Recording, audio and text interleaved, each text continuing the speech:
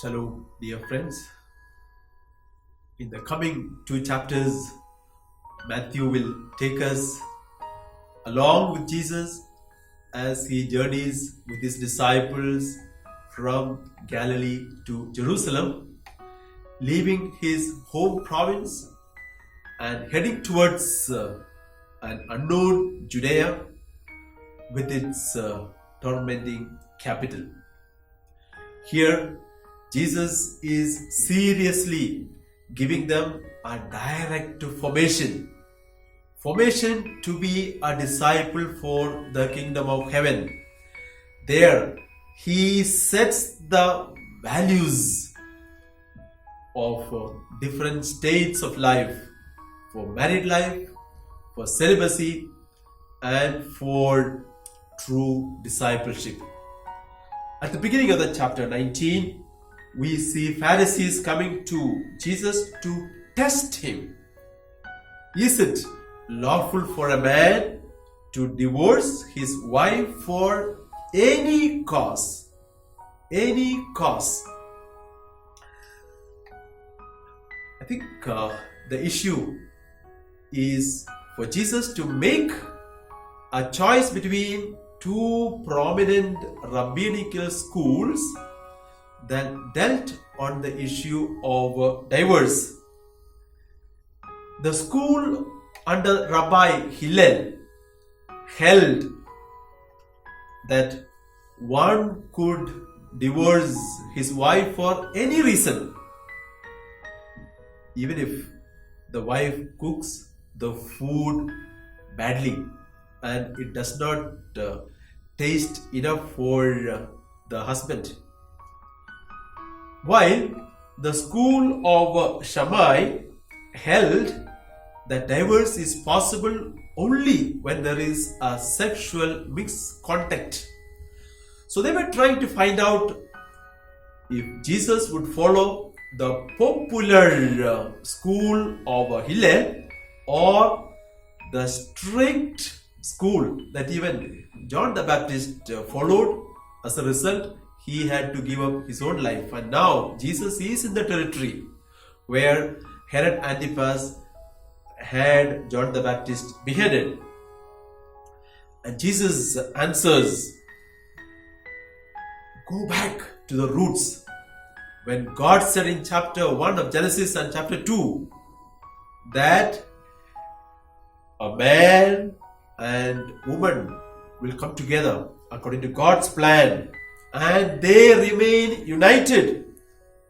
Jesus says, let men not separate. It's a command, imperative.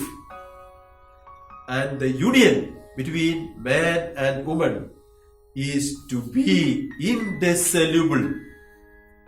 So then the opponents of Jesus finds a discrepancy, because in the book of Deuteronomy they tell Jesus that Moses allowed them. When you refer to Moses, it is like the Pentateuch, the ultimate. However, Jesus says it is because of the hardness of people. Moses just gave a concession. He did not give a command, a concession. And this passage is very close to chapter 5:32, where we discussed in the Sermon on the Mount, where Matthew gives a kind of a provision. Whoever divorces his wife except for porneia, we discussed that time. Porneia refers here to an incestuous union.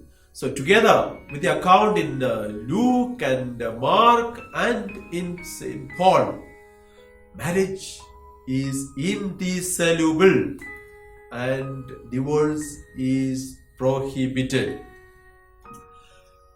When the apostles hear about this, they are wonderstruck and they said, maybe it is better not to marry. There Jesus comes with the teaching on celibacy. Celibacy has a special value for the kingdom of heaven. It's a gift given by God to certain people. That's why Jesus says, let anyone accept this who can. It is optional, but meant for the kingdom. There, Again, another set of kingdom values is brought in with the children coming in. And the disciples spoke sternly against those who brought the children. And Jesus laid his hands on them. Again, in the kingdom of Jesus, children who apparently do not have any social or religious values do have a value.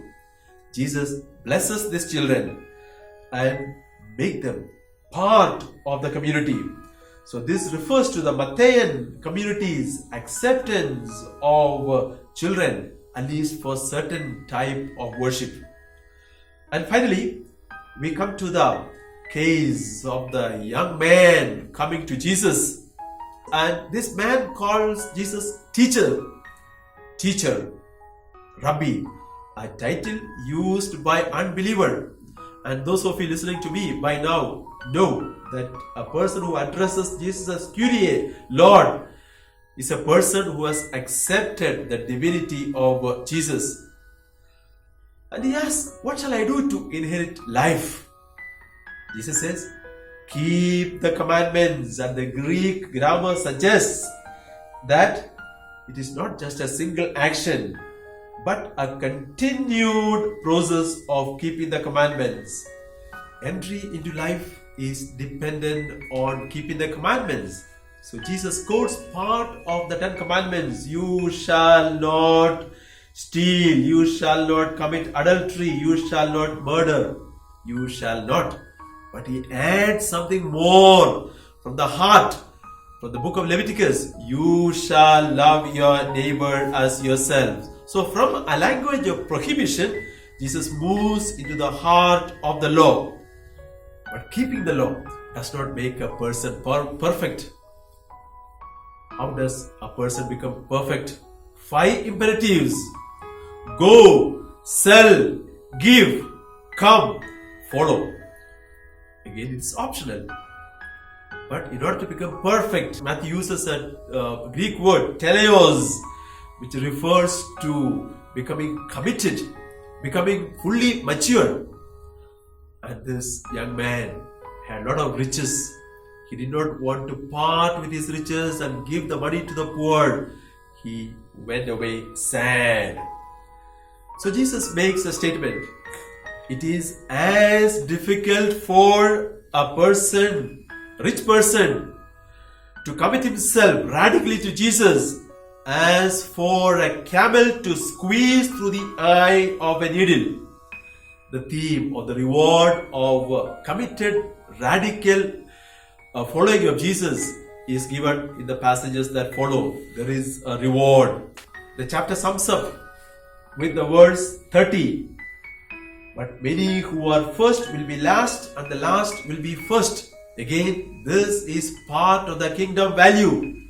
What the world observes is not the value of the kingdom. The rich man in the eye of the world was first, but in the kingdom of heaven, he would be last. God bless.